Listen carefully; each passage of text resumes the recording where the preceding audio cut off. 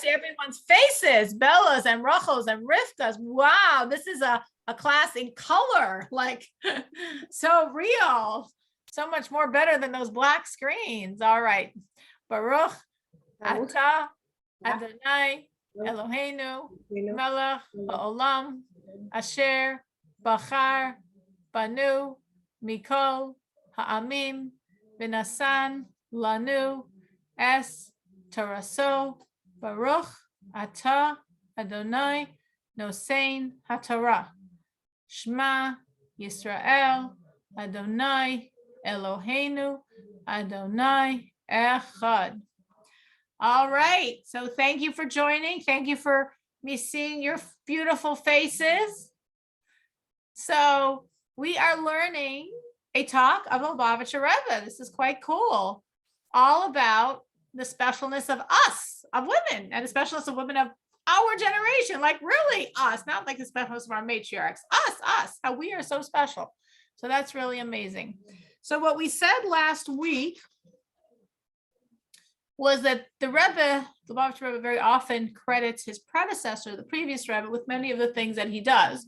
So he spoke of how the previous Rebbe really was the first one to begin focusing on Jewish women and to empower them, which he did, the previous Rebbe, to a certain degree, and the Rebbe much, much more so. And that the previous Rebbe focused on empowering Jewish women. As we said, he worked with a women's group, a girl study group in Riga, because he knew that women are the ones that bring redemption. And since he knew the redemption was coming, he knew he has to boost up the women, that they will step up to the plate and do their job and redeem the Jewish people. And we said we see this historically in the critical moments of our birth as a people, by the receiving of the Torah and by the dedication of the tabernacle, the small house of God in the desert. In both of these places, we said women were first and women were better. Why are we first and we're better? Because women have a certain power, a very strong power, which is actually really a power connected to redemption. As we said, that in Egypt, the women were the ones that redeemed the people. In every generation, the women were the ones that brought redemption. By the ultimate redemption of Mashiach, it's going to be the women that are bringing redemption. And we said that this is actually spiritually relating to our source, that women and men reflect God's masculine, feminine, and masculine dimensions. And a woman, as God's feminine dimension, is Malchus, the sovereignty. And that's the energy that seems the lowest of God's dimension. It's the 10th of his 10 attributes. And it's really the highest. And by the times of Mashiach will be revealed as the highest.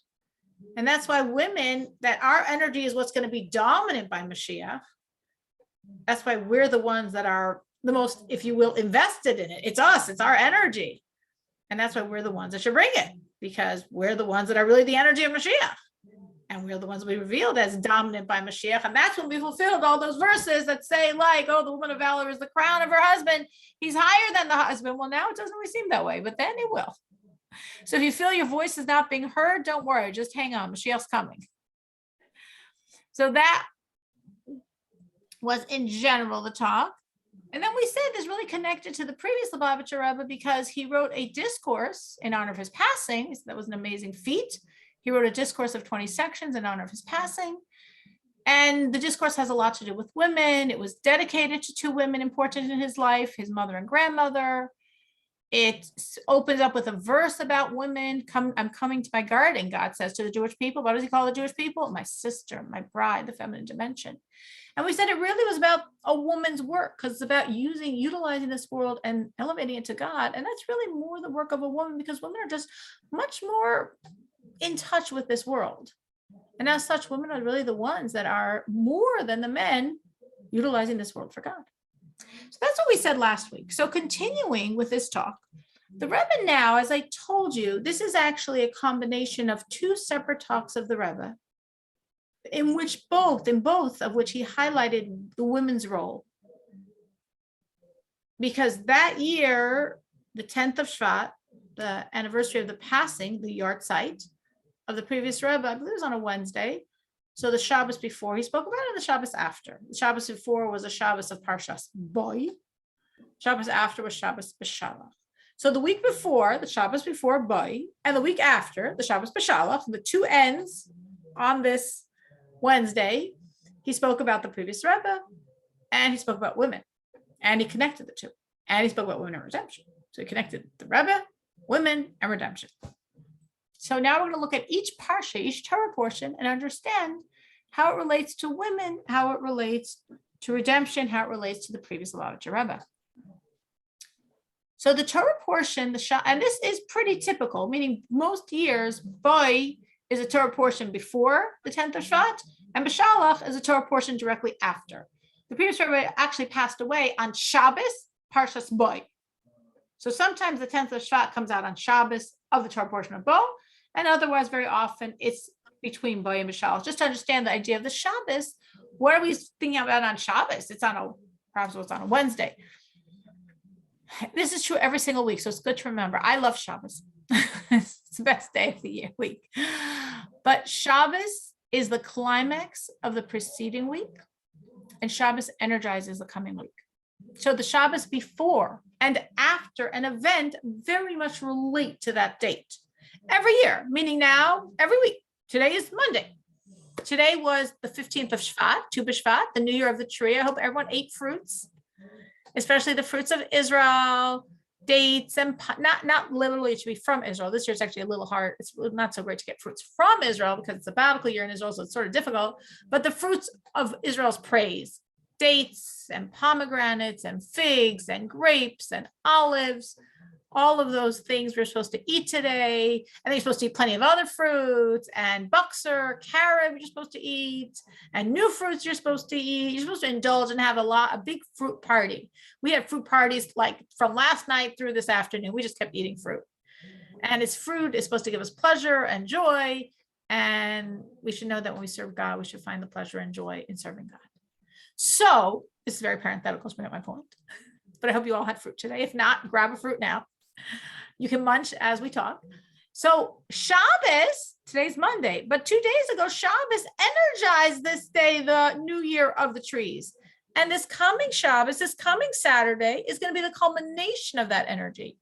So 2 days ago on Shabbos, energized today, and 5 days from now, Shabbos is the culmination of today. So it is every single day of the year. So therefore, the Shabbos before and after the 10th of Shvat very much relate to the 10th of Shvat. So looking at the Shabbos, Boy, this is a Torah portion of the Shabbos before, Boy El Paro. So Boy El Paro means come to Pharaoh. And that's sort of an interesting thing for God to say, because seemingly he was saying, go to Pharaoh. Go to Pharaoh. This is when the Jews are still in Egypt. This was a Torah portion in which there was the redemption and they left Egypt. But now they're still in Egypt under the control of Pharaoh. So God should say, go to Pharaoh and say, let my people go. But God didn't say, go to Pharaoh. He said, come to Pharaoh. And it's explained, why did he say that? Because Moses was scared to go to Pharaoh. He said, no, I can't go to Pharaoh. If I go to Pharaoh, I'm going to die. So God said, okay, you're right. Don't go. Come with me. I'll take you with me to Pharaoh. I'll protect you from Pharaoh. So if you go with me, you'll be safe. So that's why the verse says, come to Pharaoh instead of go to Pharaoh. Now, why was Moses so scared? Was he scared of this horrific megalomaniac midget called Pharaoh? No, Moses wasn't scared of a person. Moses was a godly being. Godly people, even we should never be scared of anything. Fear of anything is like idolatry. God's the only power. So was he scared of Pharaoh in his root, the evil sources from this human? No, he wasn't scared of evil. Evil has no hold on him. So what was he scared of? So it's explained Kabbalistically, he was scared of the ultimate essence source of Pharaoh, which is the godly energy from which evolved the evil, from which evolved that human being. Because, and this is a general principle, whenever we see someone in this world with a lot of power, that means they come from a very high spiritual source. They could be a very horrible person, like Pharaoh was very, very, very evil. But he had so much power that shows us he comes from a very high source. But the high source came down into this world until eventually came actually to be an evil person. But the source is incredibly high. Pharaoh came from like the highest source. He came from a source of intense God light, the first revelation of God's essence and being, from which evolved. I'm not whitewashing Pharaoh at all. He was a horrible, horrible, evil person. But his source, he was so powerful because his source was so high. And that's always the rule. If you ever see any human being in this world that has enormous power, like a Bin Laden style power, so to speak, Stalin style power, very high source. That's not at all reflective of the godliness of the source, but the energy. So Moses says, I can't meet Pharaoh. I can't encounter that godly energy. If I encounter it, I'll die. And God said, you're right. You're right. So I'll protect you and you won't die. And that's what happened. And God protected Moses and he didn't die. So the Rebbe is saying the fact that the previous Rebbe passed away on the Shabbos of this Torah portion, Boel Paro, means that it was like the previous Rebbe was, so to speak, encountering Pharaoh, not Pharaoh as the human being, not Pharaoh as evil, but Pharaoh is this enormous source of godly energy. Why was he encountering Pharaoh? That high godly, intense energy that Moses says, if I encounter it, I'll die. Because he wanted to bring the redemption. So he basically risked his life, threw his life away to draw down the energy of redemption. And in the course of which he passed away. And that's why he passed away on the Shabbos of the 10th of Shvat. Because it was the Shabbos talking about encountering Pharaoh. And if you encounter Pharaoh, you could die. And that's exactly what happened. So that's why that Torah portion, Bo, very much relates to the passing of the previous Rebbe. Now, what is this source of energy? This source Kabbalistically is called Isparia Veskali Mine Kol Nahirin, the source from which shines all lights. All God lights, what we would call godliness, are emanating from that source, which relates to women, again, because women were given the commandment that has to do with light. Meaning every commandment is a godly light. The verse says, Ner mitzvah, the commandment is a candle. The Torah is light. Every mitzvah, every commandment of God generates godly light. But we don't usually see it, of course, except when we have a commandment of light, like the commandment of lighting the candles of the Sabbath and the holiday. So when we light the Shabbos candles and we light the holiday candles, we are seeing in a physical way the spiritual light that we are generating. So the fact that the previous Rebbe encountered this level of all lights of God shine from it relates to women because we were given the commandment of light. Now, why do you think God did that? Why do you think God took this commandment, usher in the Sabbath by lighting the candles, usher in the holiday by lighting the candles, and gave it to women? Meaning it's not some people misunderstand it and they think it's a woman's commandment. And like, for example, if there was no woman in the house, well, nobody would light the candles. That's actually not at all true. According to Jewish law, if there's a man in a house without a woman, like he's married and his wife is away, like happens in Rivka's house, or just he's not married, or for some other reason his wife's away, or whatever, if there's no woman in the house, the man lights the candles. If the man is divorced or widowed or single, he lights the candles. You have to light the candles to bring in the Sabbath. So it's not that if a woman doesn't do it, it cannot be done. Man is as capable of doing it as a woman. But for some reason, God chose to give this commandment to women. And we, as the women, were entrusted by God with this commandment, which is really, as we're saying, considered one of the most special commandments there are. Because this commandment brings the light of the Sabbath and the holiday to the home. Not the prayers of the man, not when the man goes to synagogue and prays. No. What brings the Sabbath or the holiday to the home is the woman or girls lighting the candles. And that's such a special commandment because we literally see that glow, which is really reflecting the spiritual glow. So why do you think God did it this way, Rivka? No, I have a question, Sarah. Sure. Lighting the candles is a rabbinical commandment. Is that right? But Sarah was already lighting the candles, and her candles were Lit from one Sabbath to the other. Right. But then I learned that lighting candles is a rabbinical commandment. So it's like I am. So how did Sarah do the rabbinical commandments? Right. It's a great question, because it's a great question. I'll try to answer. If the answer doesn't make sense, let me know. I'll try to explain it more clearly. Everything that the rabbis saw, they were seeing an energy above. That's a true energy. And their words brought it down. But they didn't like make up something. It's a spiritual truth that they saw and they expressed.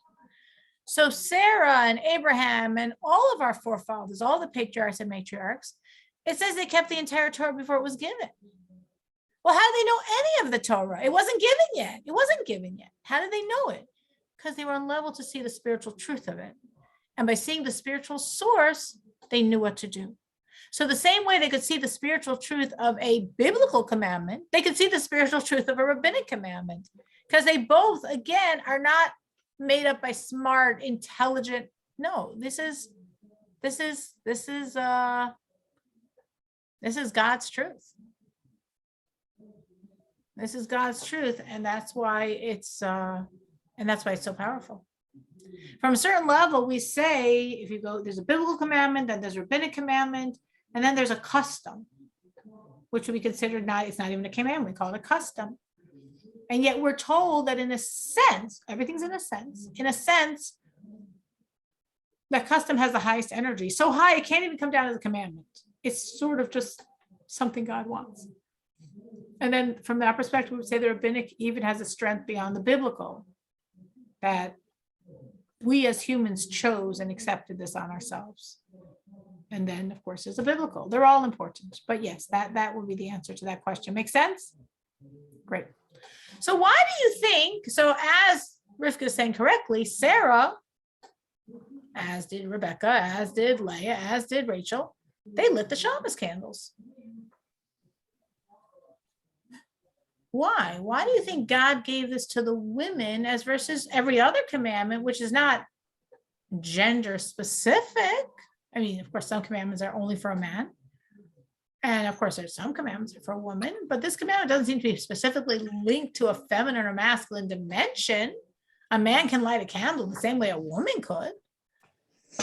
So why do you think this commandment was given to the women? Any ideas, any thoughts on that?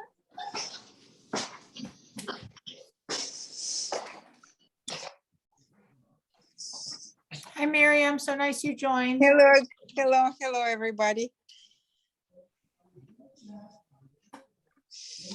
Any thoughts why God would choose to give this commandment to the women? Again, there's certain commandments that are only for the men because they're time bound. And we know God exempted women of time bound mitzvahs, commandments, to be able to be there for our children. And there's some commandments that are clearly having to do with the flesh of a man or a woman, which is why, for example, circumcision is male, or immersion in the mikveh is female. But why would lighting the candles have anything to do with woman or man? It seemingly doesn't.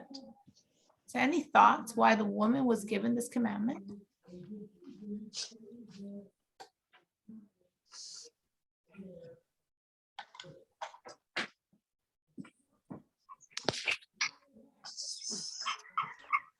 Because maybe she was giving birth.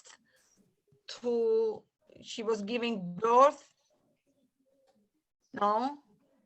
Because the woman gives birth. So therefore, it was like a special gift God's giving her, you mean? Like a prize? Yeah. That's a nice way of looking at it. That's such a nice way of looking at it. Like God said, I want to give you this. It is like a prize because it's such a special thing to do. It really is. Like I said, we are ushering in the Shabbos. When we light the candles, the Shabbos comes into the room, comes into the home. The light of God, that's such a light that we can even see it, comes in and illuminates and spreads like a Shabbos glow. You know, Sarah, Hashem also given women a Rosh Chodesh to Mhm. celebrate. Is it the same? Rosh Chodesh, well, if you understand Kabbalistically, you understand more why Rosh Chodesh. So Rosh Chodesh is a prize, like Bella was saying about a prize. Rosh Chodesh is a prize. And it's a prize only women have, men don't have it. But Kabbalistically, the reason why women have Rosh Chodesh is because, going back to what I said before about a woman being God's sovereignty, which is called Malchus in Hebrew, God's 10th and final attribute, which is the messianic attribute, the attribute that will be dominant by the time of the redemption. So the moon is the embodiment of sovereignty. Again, we have God's masculine and feminine dimensions, called Kabbalistically Zir Ampin, which means the minor visage, the minor face, and Malchus, which means sovereignty, masculine, feminine. And there are many mirror images in our world of that. One of which is all the nations compared to the Jews. They're all the masculine, we're the feminine. We also have the sun and the moon.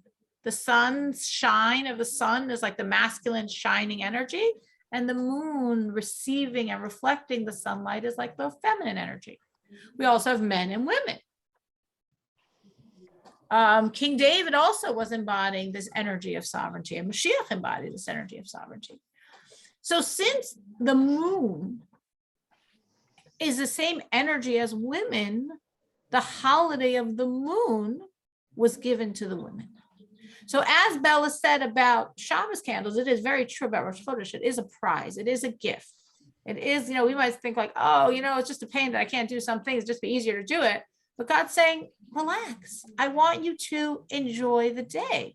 Again, in our world, it's a little different. So it's just like, oh, well, whatever. But if you could think of it to what life used to be like 100 years ago, from there till forever, people worked all day long, very hard to survive. And I mean, everything was so labor intensive.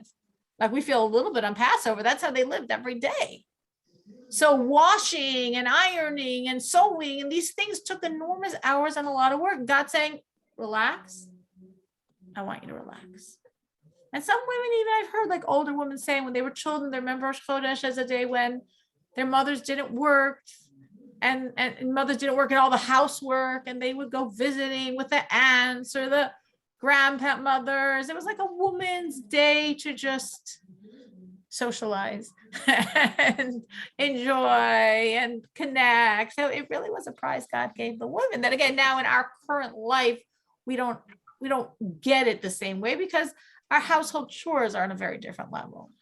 But in those days, it really was a very meaningful gift. It really was different. And yet it was for women, because women are like the moon, cyclical like the moon. So Bella's saying a prize, that's a nice idea. We deserve it. Bella's saying she even gave the reason why we deserve it.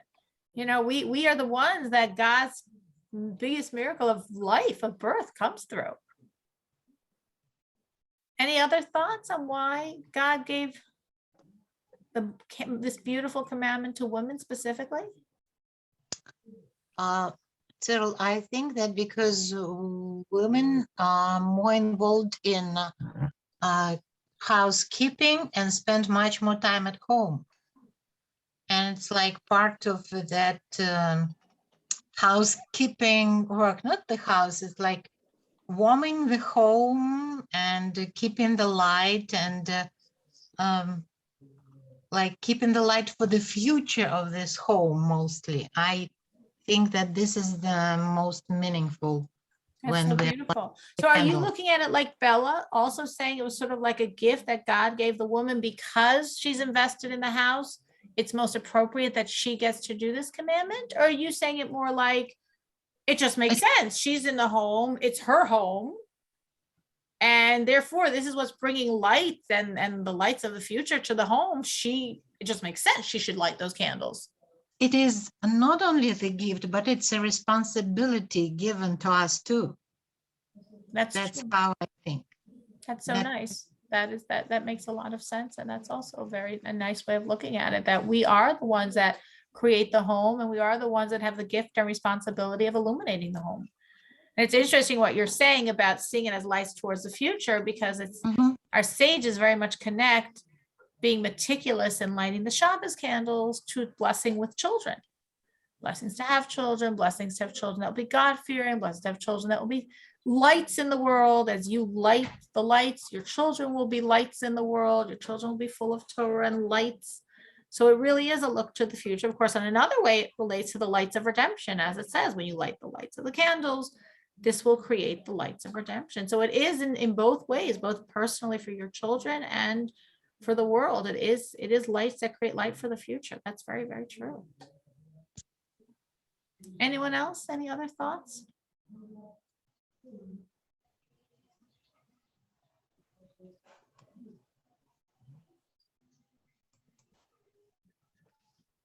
Well, I think what Bella said resonated and what Orly said resonated, and they're beautiful ideas. It's a very beautiful thing God gave us because it's a woman's commandment, even though, as we're saying, there's no real reason it has to be a woman's commandment. And if a woman's not around, the man has to do it. And yet God gave this to us. And I often think of it as like, this is the special time of week that God really listens to the voice of a woman. And that's why it's the custom before lighting the candles to put some coins in the charity box. And after saying the blessing, to take a few minutes to pray. It's a very, very powerful time for your voice to be heard. A very, very, very powerful time. So the Rebbe, getting back to what we're talking about here. So the Rebbe is saying that the previous Rebbe passed away in his encounter with God as the source of all light, so to speak, trying to bring the redemption, trying to pull this energy down into the world, sacrificing his life in the process and connecting to light, which connects to women as we were entrusted with this commandment of light. And the Rebbe says it's really the most comprehensive commandment because the very interesting there's something in Hebrew called a gematria, when we look at the numerical value of things. Now, in Hebrew, as in English, letters have numerical value, but in English, it's not real. I think maybe J might be 10, maybe, I don't know, like we don't think of it past like A, B, C, D, then you could keep trying to count, but like we never use it. We don't use letters as numbers in English. I don't know if they do that in Russian? Are letters and numbers in Russian? Not really. But in Hebrew, it very strongly is. Of course, we have numbers.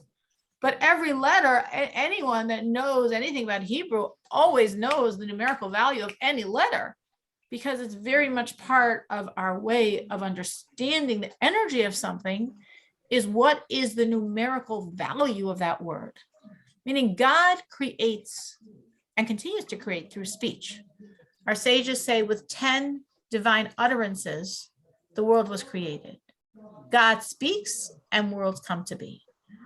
And so has it been for the past 5,782 years, meaning it's not that 5,782 years ago, God spoke and the world came to be. It's happening right now.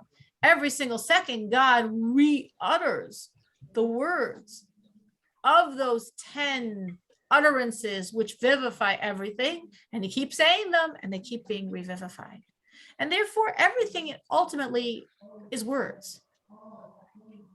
This is really, I can't see it. I see red and white and plastic, but this is really divine energy from the words of pen.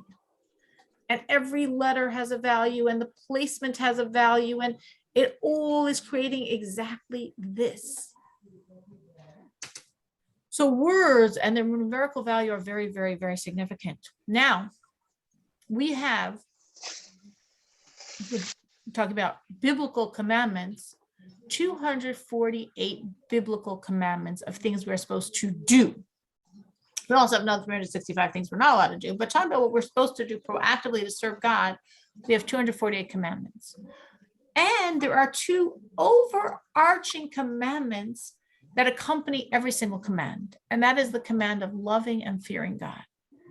Because every commandment needs the wings of love and fear of God to allow the commandment to ascend upward, to fly to heaven, so to speak. So when you make a blessing, it needs the wings of love and fear of God. And when you pray, it needs the wings of love and fear of God. And when you keep the Sabbath, it needs the wings of love and fear of God. And when you keep kosher, it needs the wings of love and fear of God. And when you give charity, it needs the wings of love and fear of God. So everything you do always needs those two overarching wings of love and fear of God as the wings that allow this bird, your commandment, to fly. So therefore, the Rebbe says, we have 248 biblical commandments plus 2 for the love and fear of God that accompany every commandment. 248 plus 2 is 250. 250 is the numerical value for a Hebrew word, ner, which means candle. A ner, a candle, a light. So the Rebbe says that lighting the candles of Sabbath and the holiday is, in a sense, the most comprehensive commandment because it symbolizes all of them. Because that candle, that ner, that light symbolizes all the commandments, all 248 plus 2, love and fear, 250. That's exactly the numerical value of the word for candle. So this really reinforces this amazing gift, as Bella said, that God gave us, that he chose us to be the ones that are going to be lighting his candle on a weekly basis.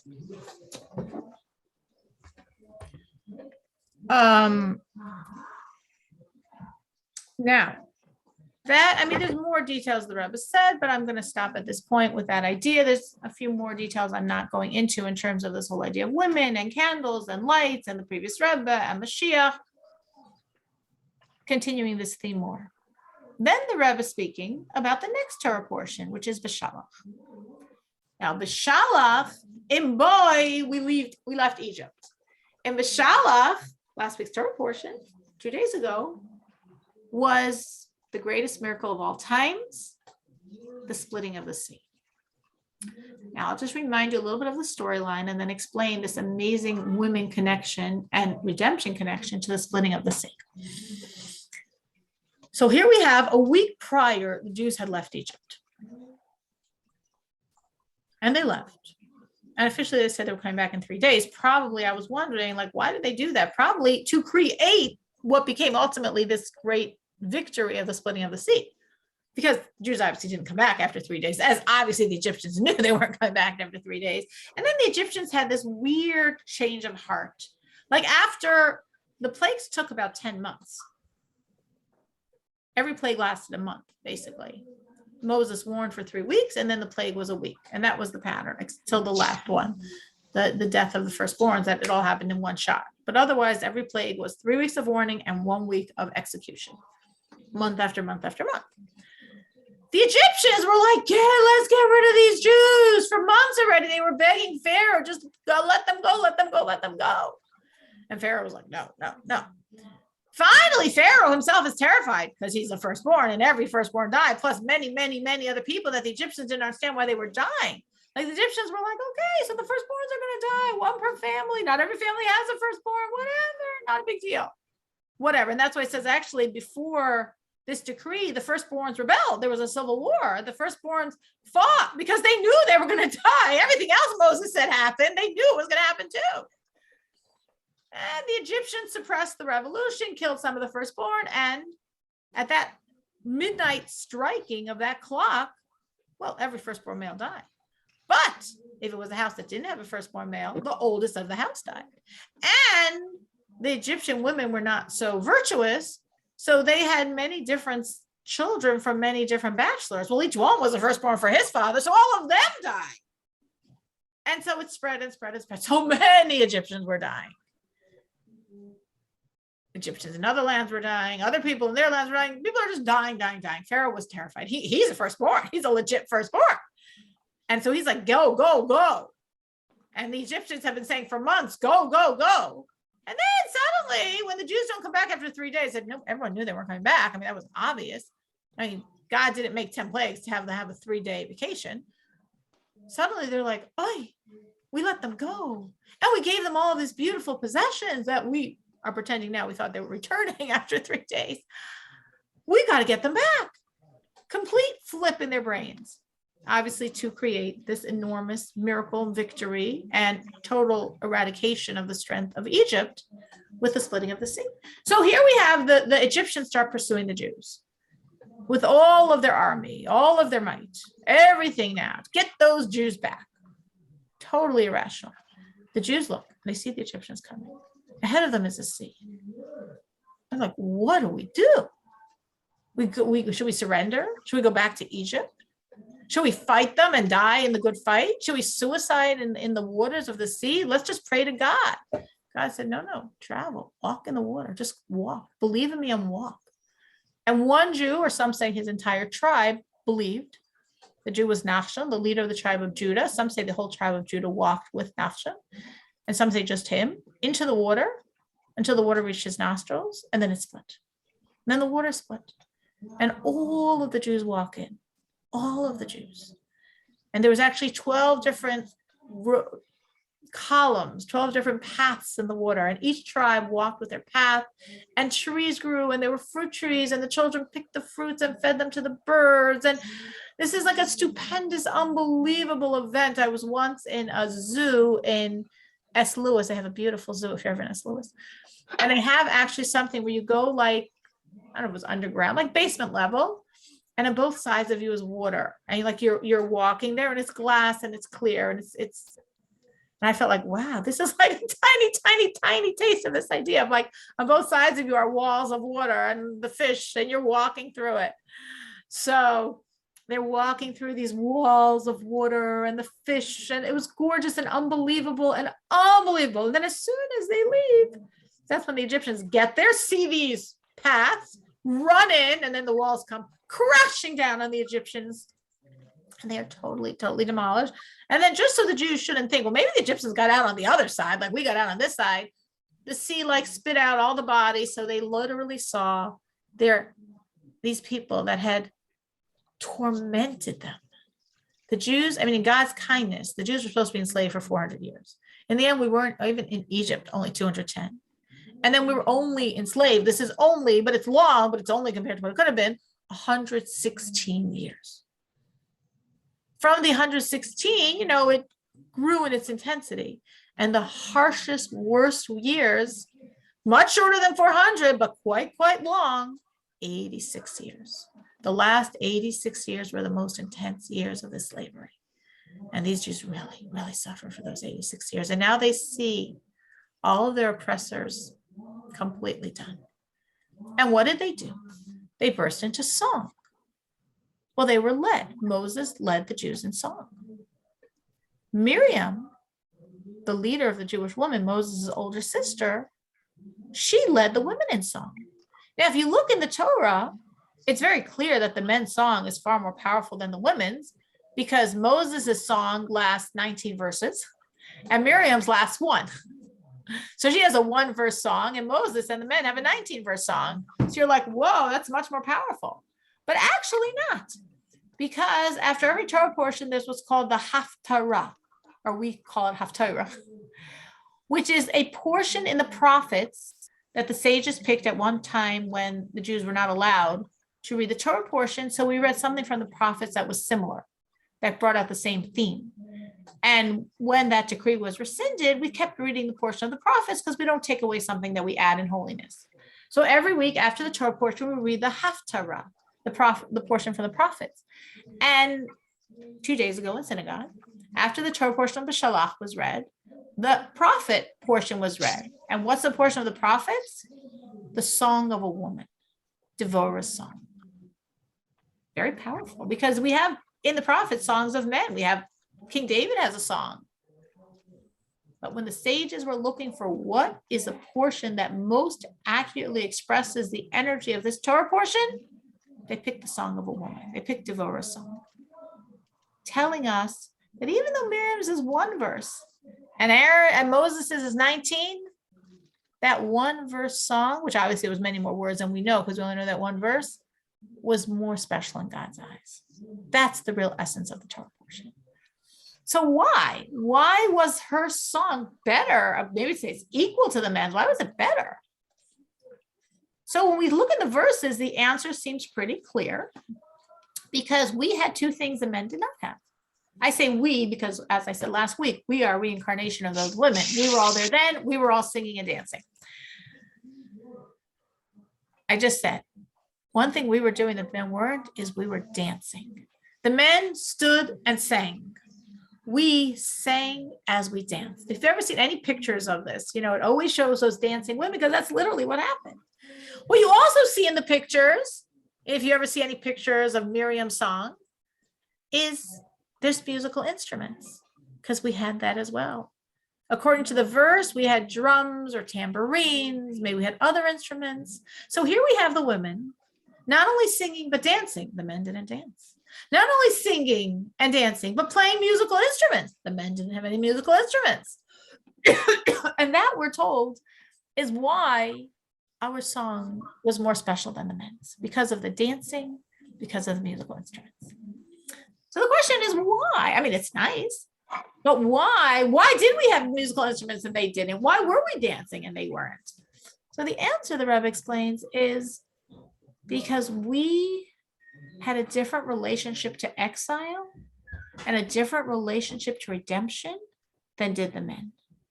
We felt the exile much more strongly, and therefore our joy in the redemption was much more intense. As per the pain is the joy. The pain of exile was much more intense. The joy in redemption was much more intense. So why was this pain so intense? And therefore the joy was so intense? Because the women were led by Miriam. Our sages say the Redeemer was Miriam. Now it's interesting. We think Moses was the Redeemer, but the sages say that Miriam was the Redeemer. Miriam, I hope you're listening and enjoying all this. Yes, I am. Yes, I am. It's good you got I on. like to hear my name. Exactly, over and over. exactly. It's good you're on. So I it's feel- good to I feel understand your very energy. special. Yes. So why was she the Redeemer? And I thought Moses was the Redeemer. Well, we already said last week, and I reminded you this week, that the sages say the redemption was in the merit of the women. In the merit of the righteous women, all the Jews got out of Egypt. 3 million Jews got out because of the women. Who inspired those women? Who made them the catalyst for redemption? Miriam. She was their leader. So here you go, Miriam. This is your energy. She was the leader, and she was the leader that led these women to be the redeemers. So the ultimate redeemer was Miriam, because in her merit, the women were redeemers, and therefore the entire Jewish people got out. Now, why was Miriam the Redeemer? What was it about her that made her so strongly passionate about redemption? And her name actually seems not so redemption oriented, because Miriam is from the word mar. Mar means bitter. Mar implies pain. Redemption we think of as like joy and singing and musical instruments. So Miriam means pain. Her name means pain. That's her essence. And yet she was the Redeemer, and she believed so much in such passion. So what's going on? So the hint to this actually is when it says that Miriam led the women in their song and in their musical instruments and in their dance, it says Miriam, the sister of Aaron. Miriam, the prophetess, the sister of Aaron. We're like, what, Moshe's chopped liver? Why does it say the sister of Aaron and Moses if we're already identifying who she is? Why does it say just the sister of Aaron? So the sages say that the verse is to allude to us, Miriam, the prophetess, she was a prophetess, the sister of Aaron. We're talking about a very specific prophecy that Miriam had when she was only Aaron's sister, because Moses wasn't born yet. This goes back 81 years before. 81 years prior. Miriam is 86 now. When Miriam was 5, an old 86-year-old woman started out as a young 5-year-old girl 81 years before. When she was 5, she was a pretty holy 5-year-old, had very holy parents. Her parents were the leaders of the Jewish people, Amram and Yocheved. And she had a prophecy. She came to her father and she said, God revealed himself to me. And God told me that Mommy's going to have a baby and he's going to be the Redeemer. Now, why was this a very interesting prophecy for her father, Amram, to hear? Because this was the time, 81 years prior, when the Egyptians were trying to kill out every male Jew. Because they knew, Pharaoh's astrologer said, that a Jewish baby would be born who's going to redeem the Jewish people. So Pharaoh said, no more Jewish babies, no more male Jewish babies, sorry, because it's going to be a boy. So we'll let the Jewish women live. That's a separate story, but we're going to kill out every Jewish male baby until we kill this one out. And that's what they would do. They'd go around the houses. They would look at the women, look at their stomachs, go around the houses. And if they tried to hide them, they would bring crying Egyptian babies. And when one baby cries, another baby cries. And then these Jewish babies would start crying and the Egyptians would take them and kill them. And Amram said, we don't want to have any more dead Jewish babies. So he separated from his wife, which led all the other Jewish people. He was their leader. So they all separated from their wives. So we're not going to produce any more babies to be killed by Pharaoh. And then Miriam, his daughter, comes and said, I just had a prophecy that mommy's having a baby and he's going to be the Redeemer. And I think this shows an amazing greatness on Amram's part because he believed his 5-year-old daughter. And he said, okay. And he remarried Yocheved. And then all the Jewish men remarried their wives. And 7 months later, she had Moses. And that was amazing. And when he was born, he was quite a special baby. He was born already circumcised from birth. And he was born, and it says the entire house was filled with light. The light of Torah was his light, and it was shining. So the whole house is full of light. And this is like great. I mean, he's obviously the Redeemer. Now, he was born by 7 months. The Egyptians were giving them 9 because they didn't think a baby would be born after 7 months. But 2 months later, they knew the Egyptians were going to come and look for him. And they were like, oh my gosh, this is such a special child. We've had him for 2 months. We see he's so special, but what are we going to do with him now? And that's when they put him in a basket in the Nile. And when they put him in the basket, Amram, it says, tapped his daughter and said, Miriam, what's with your prophecy? You said the boy's going to be the Redeemer, and now we have to put him in the Nile. So that's why it says that she was standing by the reeds, hiding in the reeds, watching to see what was going to happen with baby Moses, because she knew he's the Redeemer. What was God going to do? And then, as you probably know the story, Bastia came, Pharaoh's daughter, and she sees this basket in the Nile, and she understood it was a Jewish boy, and she wanted to save him. And there's no way she could reach him. And she did something that made no sense, but is a great lesson for us for all times. She stuck out her hand. Now, her hand could no way reach that basket. But because she stuck out her hand, God stretched the hand and she was able to pull in the basket, which is a great lesson. I keep that in mind. Very powerful message for us that very often we're in situations that there's nothing we can do about it. And God says, fine, stick out your hand. You're not responsible. Stick out your hand. That's what Bastia did. She stuck her hand. I took care of the rest. So we stick out our hand and God takes care of the rest. So Moses is saved. Life continues. But not for Miriam. Miriam's like, wait a minute, he's supposed to be the Redeemer. What's going on? Because for the next 40 years, he was in Pharaoh's palace. And then for the next 40 years, he ran away and he was gone. Now, if you think exile, enslavement, pain, persecution, fear, if that's status quo, what most people do is they sort of numb themselves out as much as possible. So they shouldn't be in a lot of pain, because this is a reality. But Miriam knew this wasn't status quo. Miriam knew my brother was born and he is the Redeemer and he's clearly the Redeemer. And where is he? What's happening? Where's the redemption? So for her, and that's why her name was Mar Bitter, she lived through the 86 harshest years of the enslavement, and she wasn't numb, because by her, this is an aberration. Life is supposed to be good. Life is supposed to be great. Life is supposed to be redemption. The Redeemer's born. What's going on? And she felt this way for 86 years. And she gave over this feeling to the women. The feeling of, this is not normal. We don't accept this. Pain is abnormal. This abuse is abnormal. This enslavement is abnormal. God brought a Redeemer into this world. We are supposed to be free. And so for 86 years, she is believing and she's infusing this belief and therefore this pain to the women of her generation, that they all were these fervent believers, women, of course, naturally, fervent believers. And therefore they all felt this enormous pain, because if you know it's supposed to be good, when it's bad, it feels really bad. And therefore, when the redemption occurred, the depth of their joy was so much more than the men's, because the depth of their pain was so much more than the men's, and the depth of their belief was so much more than the men's. So the women were the redeemers because they believed in redemption and they felt the enormous pain of exile. And when the redemption happened, it was their belief that was validated. So it was so strong by them. And that was their pain, the depth of their pain that was transformed to the intensity of joy. So they felt much more joy than the men with their belief and with their pain. And therefore, when they left Egypt, they packed musical instruments because they said, God can't be done yet. Because the Egyptians are still around. God's going to do something else. No way would he just leave this evil people. We left, but no, God's not done. There's going to be more. And therefore they packed their instruments because they wanted to be ready. And a week later, when this total vanquishing of Egypt happened, they were ready. They were ready in a way the men weren't, because they believed in a way the men didn't. And they had joy and trust in a way the men didn't, because they had pain in a way the men didn't. And because of that, because of the intensity of their pain, which led to the intensity of their joy, they danced. Dancing is like a whole body experience.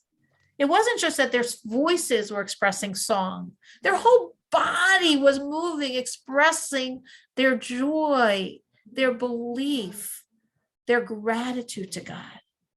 And that's why the song was more pleasing, because that dance expressed the depth of their joy and belief. Those musical instruments express the depth of their joy and belief. And that was so powerful that was really the catalyst for the redemption. And that is the energy of the Jewish woman. That is us. Literally, that is us. We are that generation. We were there. We sang. We danced.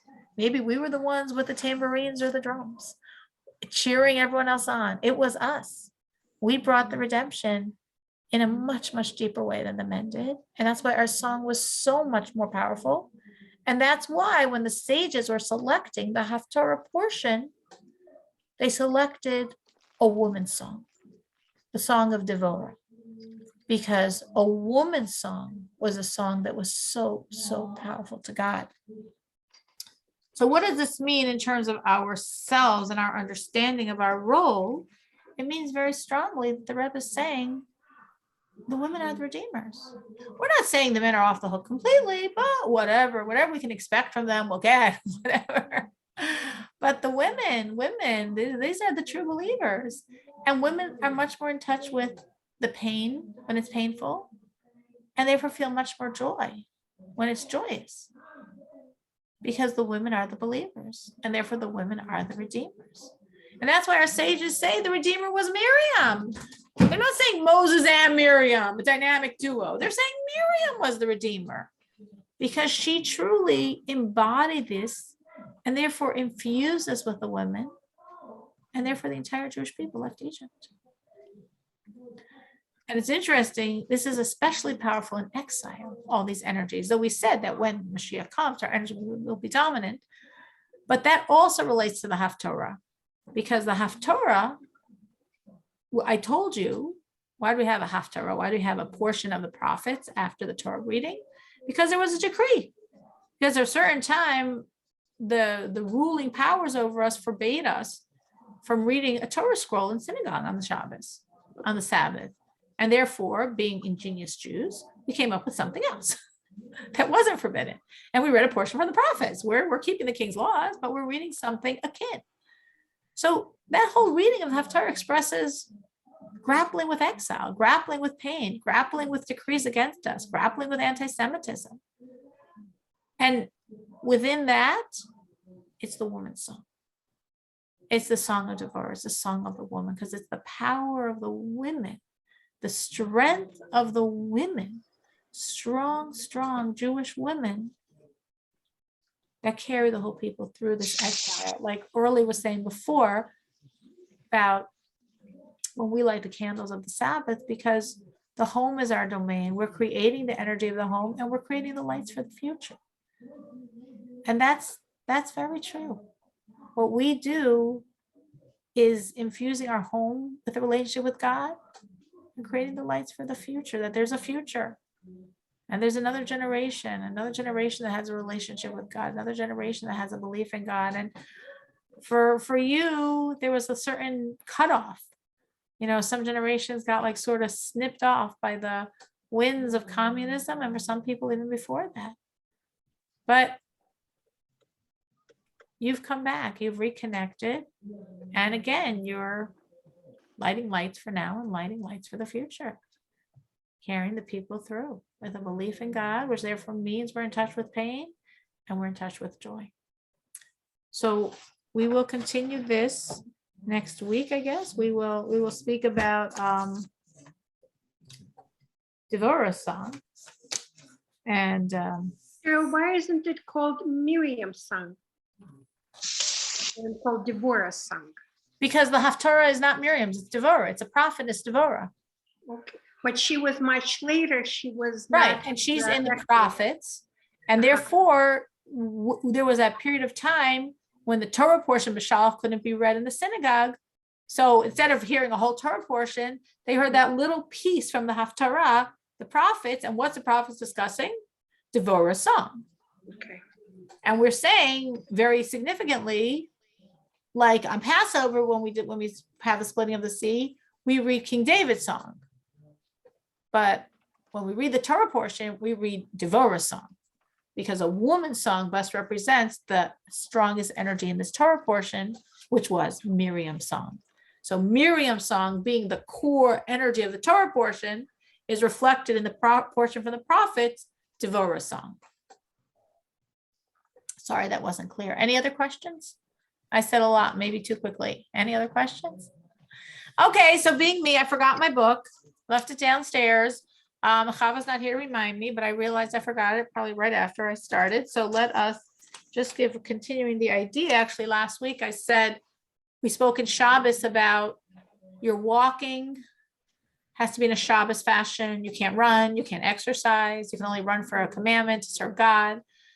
Your speech cannot directly express ideas that one is not allowed to do on the Shabbos. You can talk about, I'm going to be visiting my mother this coming week. You can't say I'm going to drive or I'm going to fly, because you're not allowed to drive, you're not allowed to fly on the Shabbos, but you are allowed to visit. So you can visit, you can talk about visiting your mom, but not about driving or flying there. You have to be very careful in our speech not to talk about things that are forbidden on the Shabbos. And additionally, which I don't think we mentioned last week, you cannot in your speech plan, or maybe we did, you cannot plan for things that to occur after the Shabbos, including things that are permissible to do on Shabbos, meaning you can't plan a picnic or the friend you're going to meet. You can't plan to meet someone. Now, of course, you're allowed to meet on Shabbos, so why can't you talk about it on Shabbos? It's not forbidden to do this on Shabbos because it's forbidden to plan. It's forbidden to prepare in any way for after Shabbos. And for that reason, for example, as I think I mentioned last week, Shabbos afternoon, you're not allowed to wash your dishes. Well, washing dishes is no big deal, but why are you allowed to wash your dishes? Because you're preparing for after Shabbos. So in where you walk, it has to be obvious it's Shabbos style.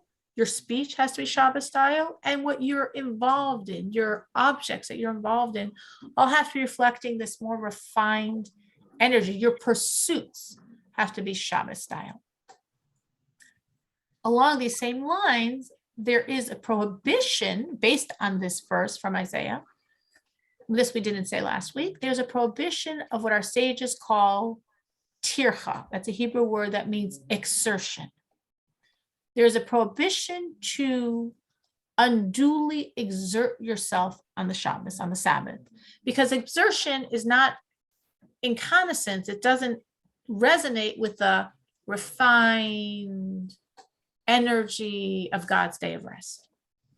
Now, obviously, an exertion that will be doing things that you're not allowed to do, if it's forbidden anyway, because you're not allowed to do it. But even things that in theory you can do, but if they require a lot of exertion, you're not allowed to do it.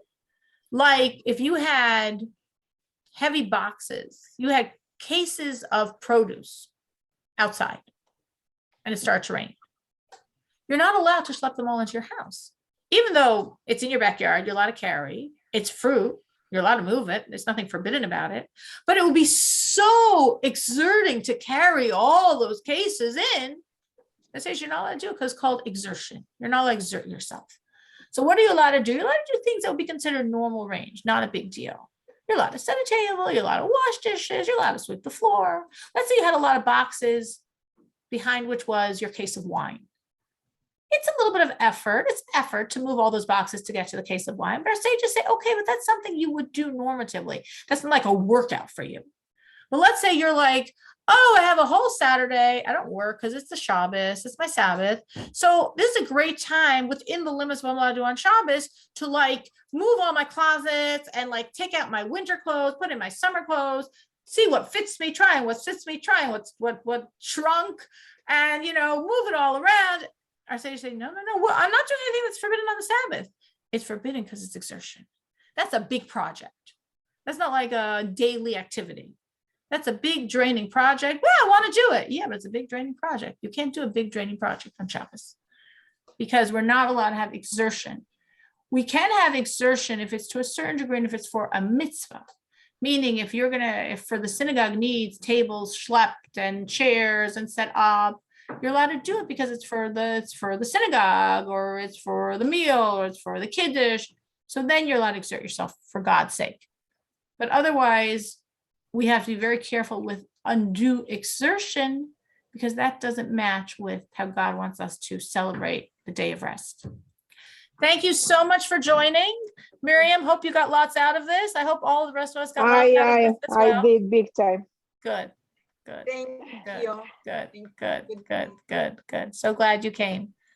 Thank you everyone for joining. Thank you, Orly, for pushing yourself. I know you said you worked straight like till this class, so it's amazing you got on. Thank you everyone for joining. Thank you. Thank you. Thank you.